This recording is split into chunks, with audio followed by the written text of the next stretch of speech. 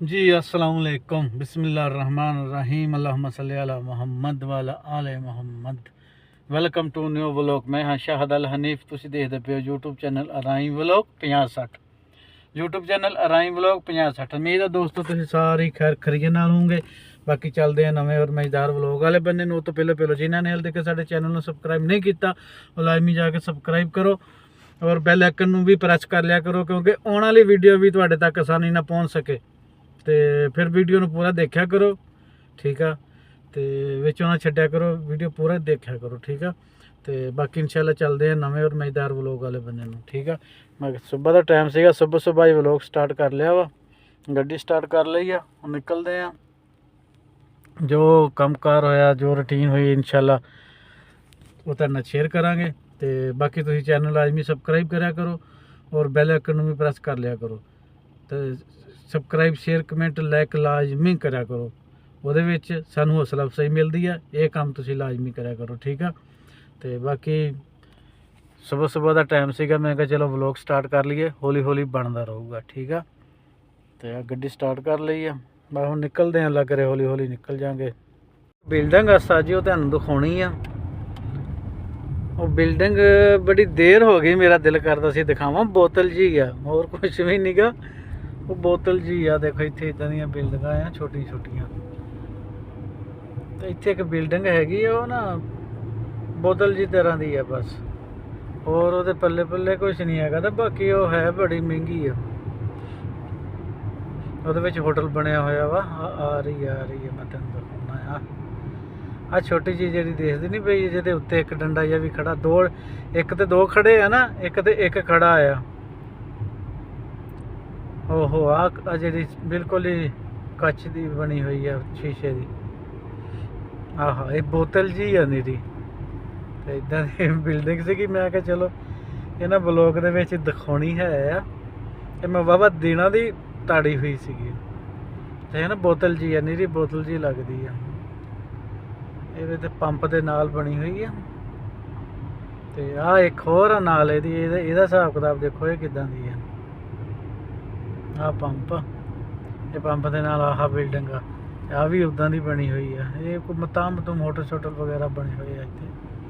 ਇਹ ਉਹੀ ਚੱਕਰ ਆ, ਆਹ ਬਿਲਡਿੰਗ ਆ। ਇਹ ਬੋਤਲ ਜੀ ਆ ਨੀਰੀ। ਮੈਂ ਸੋਚਿਆ ਸੀ ਯਾਰ ਇਹ ਬਲੌਗ ਦੇ ਵਿੱਚ ਲੈ ਕੇ ਆਉਣੀ ਆ ਇੱਕ ਦਿਨ, ਤੇ ਫਿਰ ਮੈਂ ਐਵੇਂ ਘੋਲੋਂ ਕਰ ਜਾਂਦਾ ਸੀ, ਬਣਾਉਂਦਾ ਹੀ ਨਹੀਂ ਸੀਗਾ। ਨਾਲ ਜੀ ਆ ਹੈਗੀ ਆ ਮਲਕ ਅਬਦੁਲ ਸੁਲੇਮਾਨ ਅਬਦੁਲ ਜੀ ਤਰੀਕ, ਇਹਦਾ ਨਾਂ ਆ। ਸੜਕ ਦਾ ਨਾਂ ਆ ਮਲਕ ਸੁਲੇਮਾਨ ਅਬਦੁਲ ਜੀਜ। ਉੱਤੋਂ ਨਹੀਂ ਮੈਟਰੋ ਲੰਘ ਰਹੀ ਆ, ਮੈਟਰੋ ਆ ਸਾਰਾ ਮੈਟਰੋ ਦਾ ਸਿਸਟਮ। ਮੈਟਰੋ ਪੂਰੇ ਰਿਹਾਇਸ਼ ਦੇ ਵਿੱਚ ਵਿਛੀ ਹੋਈ ਆ ਨਾ, ਆ ਸਾਰਾ ਮੈਟਰੋ ਦਾ। ਇੱਥੇ ਆ ਕੇ ਰੁਕਦੀ ਆ, ਸਟੇਸ਼ਨ ਆ ਇਹ। ਇੱਥੇ ਟਿਕਟਾਂ ਟੁਕਟਾਂ ਹੋ ਜਾਂਦੀਆਂ, ਇੱਥੇ ਲੋਕ ਬਹਿੰਦੇ ਆ। ਇਹ ਮੈਟਰੋ, ਇਹ ਆ ਮੈਟਰੋ ਸਟੇਸ਼ਨ ਦਾ ਸਟੇਸ਼ਨ, ਮੈਟਰੋ ਸਟੇਸ਼ਨ। ਤੇ ਇੱਦਾਂ ਦਾ ਮਾਹੌਲ ਸਹੂਲ ਸੀਗਾ, ਮੈਂ ਕਿਹਾ ਚਲੋ ਸ਼ੇਅਰ ਕਰ ਲਈਏ। ਨਿਕਲੇ ਰਿਹਾਇਸ਼ ਦੇ ਵਿੱਚ ਤਕਰੀਬਨ ਹਰ ਵੇਲੇ ਨਾ ਜੈਮਾ ਹੀ ਰਹਿੰਦਾ ਆ, ਰਸ਼ ਹੀ ਰਹਿੰਦਾ ਆ, ਜਿਹੜਾ ਤੁਹਾਨੂੰ ਦਿਸ ਰਿਹਾ ਆ। ਤੇ ਇੱਦਾਂ ਦੇ ਮਾਹੌਲ ਸਹੂਲ ਸੀਗੇ, ਮੈਂ ਕਿਹਾ ਚਲੋ ਸ਼ੇਅਰ ਕਰ ਲਈਏ। ਉਹ ਤੋਂ ਨਹੀਂ ਮੈਟਰੋ ਜਾ ਰਹੀ, ਸਾਰੀ ਮੈਟਰੋ। ਇਹ ਸਾਰੇ ਰਿਹਾਇਸ਼ ਦੇ ਵਿੱਚ ਹੀ ਘੁੰਮਦੀ ਆ ਮੈਟਰੋ, ਇੱਦਾਂ ਦੀ ਆ ਇਹ।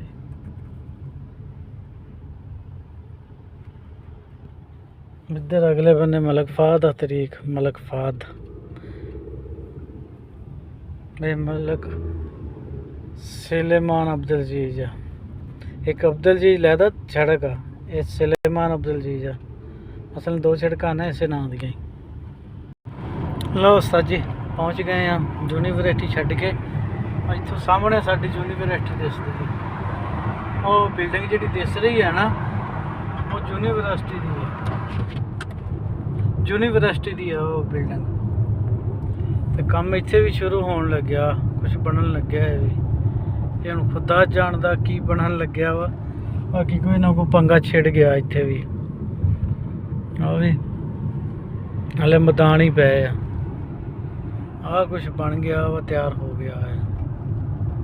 ਇਹ ਵੀ ਕੋਈ ਨਾ ਗੌਰਮੈਂਟ ਦਾ ਹੀ ਅਦਾਰਾ ਲੱਗਦਾ, ਮਕਤਬ ਬਣਿਆ ਹੋਇਆ, ਦਫ਼ਤਰ। ਮਕਤਬ ਕਹਿੰਦੇ ਨਾ ਇੱਥੇ ਦਫ਼ਤਰ ਨੂੰ। ਆਹ ਤਾਂ ਕੋਈ ਛਿਰਕੇ ਦੀ ਰਿਹਾਇਸ਼ ਆ ਨਾ ਇੱਥੇ, ਤਾਂ ਮੈਨੂੰ ਪਤਾ ਆ ਕਿਉਂਕਿ ਇੱਥੇ ਛਿਰਕੇ ਦੀ ਰਿਹਾਇਸ਼ ਆ। ਆਹ ਗੇਟ ਆ ਉਹਨਾਂ ਦਾ ਇੱਥੇ, ਆਹ ਗੇਟ ਆ ਛਿਰਕੇ ਦਾ। ਸਾਹਮਣੇ ਕੈਮਰਾ ਆਉਂਦੇ ਆ ਵਾ, ਅਸੀਂ ਰੋਕ ਲਈਏ ਮੋਬਾਈਲ ਨੂੰ ਮਤਾਂ ਮੁਖਾਲਫ ਆ ਜਾਵੇ।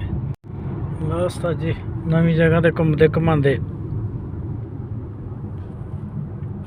ਤੁਹਾਨੂੰ ਸੜਕਾਂ ਦਿਖਾ ਦਿਖਾ ਆਪਾਂ ਪੱਕਿਆਂ ਕਰ ਦੇਣਾ। ਵੈਸੇ ਇਹ ਗੱਲ ਹੈਗੀ ਆ ਮੇਰੀ,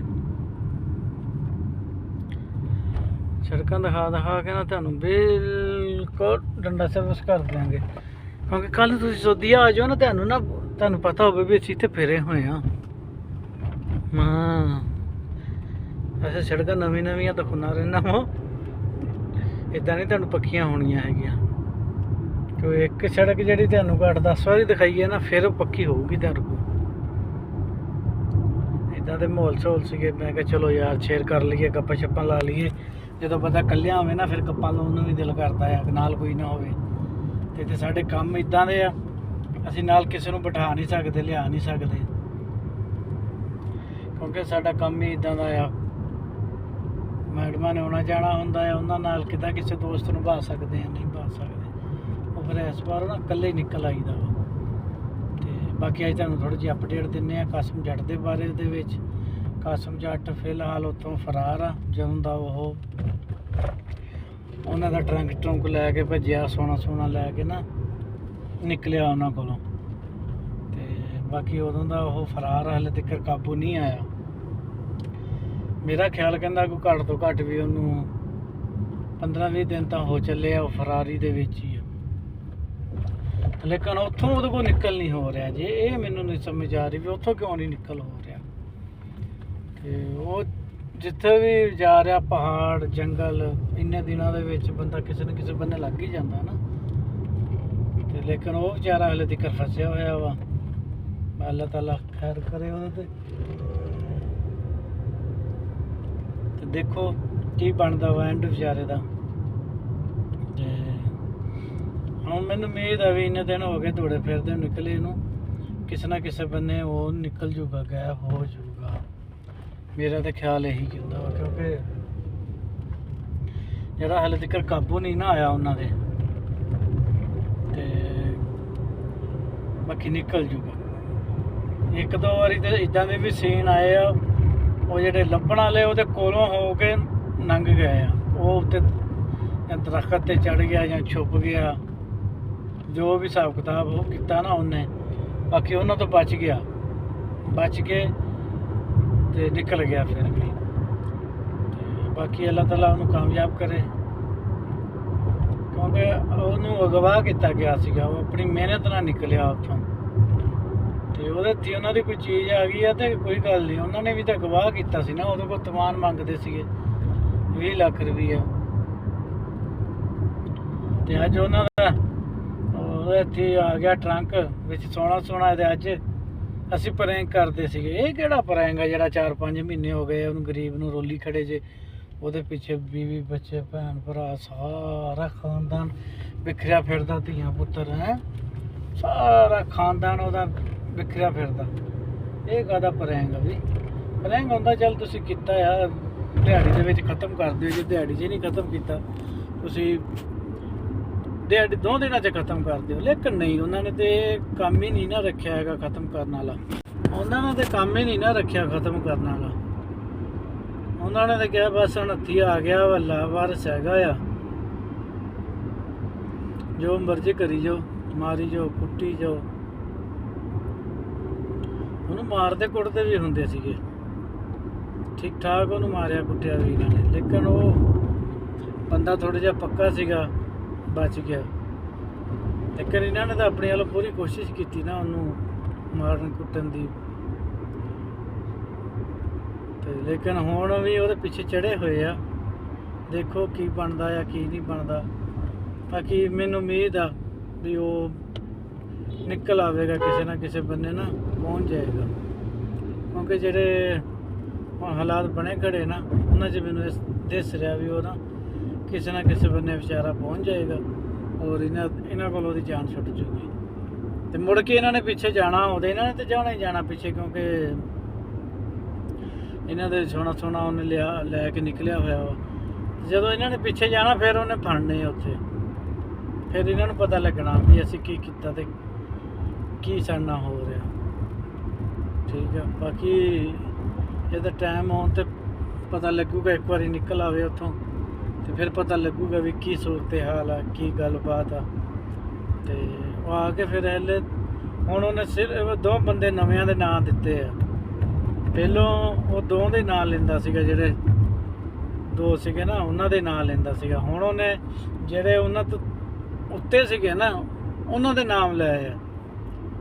ਤੇ ਪਹਿਲੋਂ ਆਦਲ ਸਰਵਰ ਸੀਗੇ, ਹੁਣ ਗੋਗੀ ਤੇ ਹੁਕਮ, ਇਹ 2 ਹੋਰ ਰਲ ਗਏ ਆ। ਜਿਹੜੇ ਗੋਗੀ ਦੇ ਹੁਕਮ ਆ ਉਹ ਕਹਿੰਦਾ ਇਹ ਇਹਨਾਂ ਦੇ ਵੱਡੇ ਸੀਗੇ। ਤੇ ਬਾਕੀ ਦੇਖੋ ਅੱਗੇ ਕੀ ਬਣਦਾ ਕੀ ਨਹੀਂ ਬਣਦਾ। ਬਾਕੀ ਉਹਨੂੰ ਵਿਚਾਰੇ ਨੂੰ ਨਾ ਜਲੀਲ ਇਹਨਾਂ ਨੇ ਬਹੁਤ ਕੀਤਾ, ਹਲੇ ਤੱਕ ਜਲੀਲ ਹੀ ਹੋ ਰਿਹਾ ਨਾ ਪਹਾੜਾਂ ਦੇ ਵਿੱਚ। ਇੰਨਾ ਵਿਚਾਰਾ ਖਪਿਆ ਛੱਡ ਗੱਲ ਦੇ। ਬਾਕੀ ਅੱਲਾਹ ਤਾਲਾ ਖੈਰ ਕਰੇਗਾ, ਕੋਈ ਨਹੀਂ, ਹੁਣ ਨਿਕਲਦਾ ਪਿਆ ਉੱਥੋਂ, ਨਿਕਲ ਆਏਗਾ। ਤੇ ਬਸ ਇੱਦਾਂ ਦੀਆਂ ਗੱਲਾਂ ਬਾਤਾਂ ਸੀਗੀਆਂ, ਮੈਂ ਕਿਹਾ ਚਲੋ ਸ਼ੇਅਰ ਕਰ ਲਈਏ।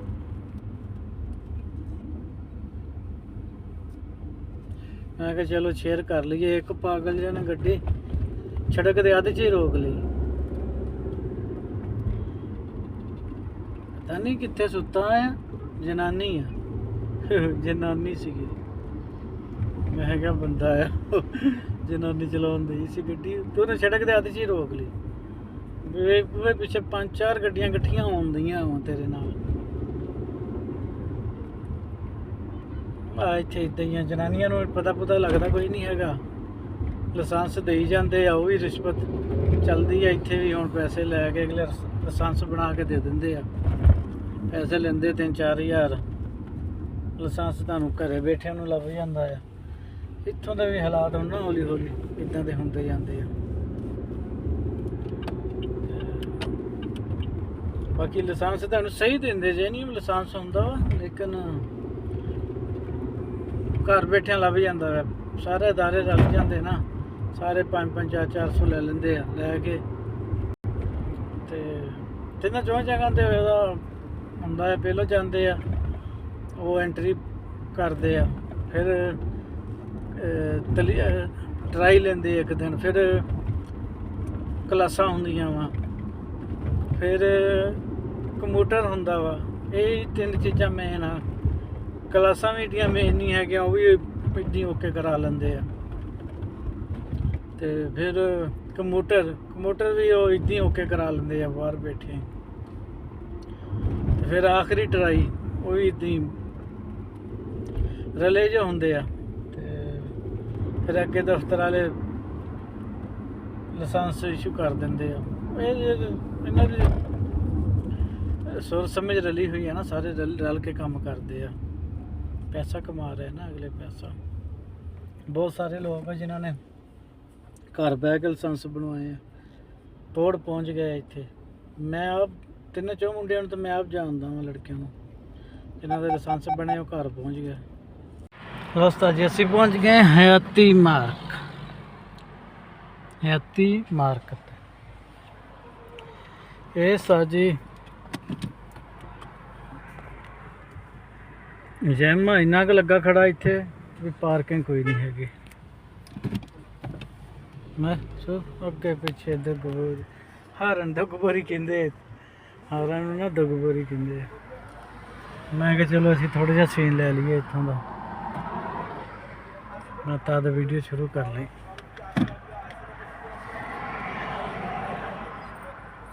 ਪਿੱਛੇ ਗੱਡੀ ਖੜੀ ਆ, ਜਾ ਰਹੀ ਆ, ਦੇਖਦੇ ਹਾਂ ਜੇ ਪਾਰਕਿੰਗ ਮਿਲ ਜਾਵੇ ਤਾਂ।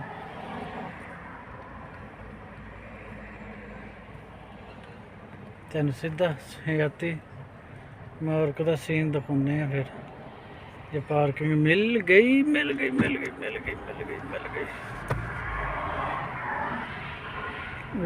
ਆਹ ਹਯਾਤੀ ਸਾਹਮਣੇ ਕਾਊਂਟਰ ਆ, ਇੱਧਰ ਬੰਗਾਲੀ ਖੜੇ ਆ, ਉਹ ਵੀ ਇੰਜੋਏ ਕਰ ਰਹੇ ਖੜੇ, ਅਸੀਂ ਵੀ ਖੜੇ ਇੰਜੋਏ ਕਰ ਰਹੇ ਹਾਂ। ਛੋਟੀ ਵੀਡੀਓ ਨਹੀਂ ਨਾ ਬਣਾ ਸਕਦੇ ਕਿਉਂਕਿ ਜਨਾਨੀਆਂ ਆਉਂਦੀਆਂ ਜਾਂਦੀਆਂ ਵਾ, ਫਿਰ ਮੁਸ਼ਕਲ ਹੋਊਗੀ, ਫਾਇਦਾ ਕੋਈ ਨਹੀਂ। ਕੈਮਰੇ ਥਾਣੇ ਵੀ ਦਿਸ ਰਿਹਾ ਵਾ। ਹੋਰ ਉਸਤਾਦ ਜੀ ਕਿੱਦਾਂ ਦਾ ਮਾਹੌਲ ਝੋਲਾ? ਬਾਜ਼ਾਰ ਭਰਿਆ ਪਿਆ ਨਾ ਗੱਡੀਆਂ ਨਾਲ। ਹਰ ਘਰ ਕੋ ਜਿੱਦਾਂ ਆਪਣੇ ਪਾਕਿਸਤਾਨ ਮੋਟਰਸਾਈਕਲ ਆ ਨਾ, ਉੱਦਾਂ ਇੱਥੇ ਗੱਡੀਆਂ ਹਰ ਘਰ ਕੋ 3-3 4-4 ਗੱਡੀਆਂ ਆਮ ਰੂਟੀਨ ਨਾਲ। ਇਹਨੂੰ ਜੀ ਸਊਦੀ ਅਰਬ ਕਹਿੰਦੇ ਆ, ਤੇ ਸਾਰਾ ਨਿਜ਼ਾਮ ਸਊਦੀ ਅਰਬ ਦਾ ਆ। 3-3 4-4 ਗੱਡੀਆਂ ਅਗਲਿਆਂ ਦੇ ਘਰਾਂ 'ਚ, ਤੇ ਇਦਾਂ ਦੇ ਨਿਜ਼ਾਮ ਆ ਇੱਥੇ ਸਊਦੀ ਅਰਬ ਦੇ। ਆਹ ਦਰੱਖਤ ਦੇ ਕਿੱਡੇ ਕਿੱਡੇ ਮੋਟੇ ਹੋਏ ਆ।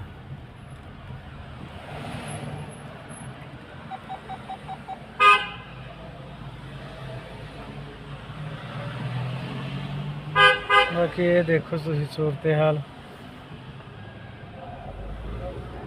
ਇੱਧਰ ਨੂੰ ਵੀ ਬਾਜ਼ਾਰ ਆ, ਅਸੀਂ ਇੱਧਰ ਨੂੰ ਜਾਣਾ ਵਾ। ਇੱਧਰ ਨੂੰ ਸੜਕ ਬੰਦ ਕੀਤੀ ਖੜੇ ਆ। ਲਓ ਸਾਜਿਆ ਕੋਠੀ ਤੁਹਾਨੂੰ ਮੈਂ ਦਿਖਾਈ ਸੀਗੀ ਕਿਸੇ ਦਿਨਾਂ 'ਚ, ਤੇ ਇਹਦਾ ਕੰਮ ਚੱਲ ਰਿਹਾ ਅਜੇ ਵੀ ਮੁਕੰਮਲ ਹੋਣ ਦੀ ਆ। ਬਿਲਕੁਲ ਲੁਕੀ ਖੜੀ ਆ।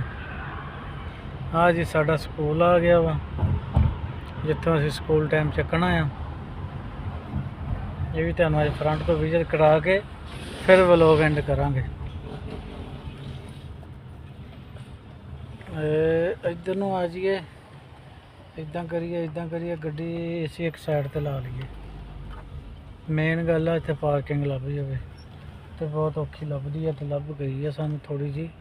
ਬਾਕੀ ਅਸੀਂ ਇੱਦਾਂ ਕਰਕੇ ਇੱਦਾਂ ਖੜੀ ਕਰ ਲੈਂਦੇ ਆ, ਕੋਈ ਗੱਲ ਨਹੀਂ, ਗੱਡੀ ਖੜੀ ਹੋ ਗਈ ਹੈ। ਬਾਕੀ ਇੱਧਰ ਆ ਮਦਰਸਾ ਹੈ ਜਿੱਥੇ ਮੈਂ ਸਕੂਲ ਟਾਈਮ ਚੱਕਣ ਆਉਂਦਾ ਵਾ। ਇੱਧਰ ਉਹਦਾ ਦਫ਼ਤਰ ਆ ਸਾਹਮਣੇ, ਇਸੇ ਮਦਰਸੇ ਦਾ। ਆ ਮਸਜਿਦ ਇੱਧਰ ਦਿੱਤੀ ਹੋਈ ਆ। ਹਾਂ ਬਾਕੀ ਠੀਕ ਹੈ, ਇਸ ਵਲੋਗ ਦਾ ਇੱਥੇ ਐਂਡ ਕਰਦੇ ਹਾਂ। ਬਾਕੀ ਇਨਸ਼ਾਅੱਲਾ ਮਿਲਾਂਗੇ ਨਵੀਂ ਵੀਡੀਓ ਨਾਲ, ਨਵੀਆਂ ਗੱਲਾਂ ਨਾਲ। ਜੇ ਤੁਹਾਨੂੰ ਸਾਡਾ ਵਲੋਗ ਅੱਛਾ ਲੱਗਿਆ ਹੋਵੇ, ਸਾਡੇ ਚੈਨਲ ਨੂੰ ਲਾਜ਼ਮੀ ਸਬਸਕ੍ਰਾਈਬ ਸ਼ੇਅਰ ਕਮੈਂਟ ਕਰਿਓ, ਤੇ ਬਾਕੀ ਸਬਸਕ੍ਰਾਈਬ ਸ਼ੇਅਰ ਕਮੈਂਟ ਲਾਜ਼ਮੀ ਕਰਿਆ ਕਰੋ, ਲਾਈਕ ਵੀ ਕਰਿਆ ਕਰੋ, ਕਿਉਂਕਿ ਬੈਲ ਆਈਕਨ ਵੀ ਪ੍ਰੈਸ ਕਰਿਆ ਕਰੋ, ਕਿਉਂਕਿ ਆਉਣ ਵਾਲੀ ਵੀਡੀਓ ਵੀ ਤੁਹਾਡੇ ਤੱਕ ਆਸਾਨੀ ਨਾਲ ਪਹੁੰਚ ਜਾਵੇ, ਔਰ ਸਾਨੂੰ ਵੀ ਹੌਸਲਾ ਅਫਜ਼ਾਈ ਮਿਲਦੀ ਹੈ ਤੁਹਾਡੇ ਲਾਈਕ ਕਰਨ ਨਾਲ। ਠੀਕ ਹੈ, ਬਾਕੀ ਇਨਸ਼ਾਅੱਲਾ ਮਿਲਾਂਗੇ ਨਵੀਂ ਵੀਡੀਓ ਨਾਲ। ਤਬ ਤੱਕ ਕੇ ਲਈ ਅੱਲਾ ਹਾਫਿਜ਼।